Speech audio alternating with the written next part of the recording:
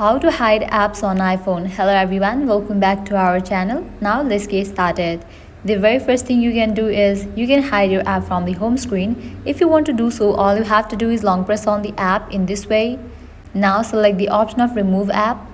Tap on the option remove from home screen. This way you won't find the app in your home screen, but you will find the app in your app library. Likewise, if you want to hide your app fully, you have to download third-party application, that is Cloak app. You can get this app easily from the App Store. After you download this app, open it. Tap on continue. Tap on continue again.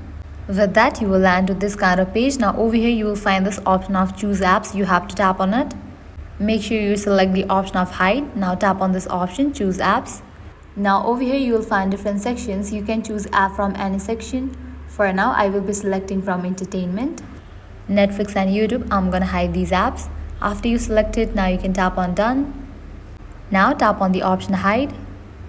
Now your apps are hidden. Now you can close this app and check in your home screen or app library. You cannot find those apps that you have just hide. So this is how you can hide apps on iPhone. I hope now you guys are clear about it. At the end, if you guys find this video helpful, make sure to like, share and subscribe. Thank you.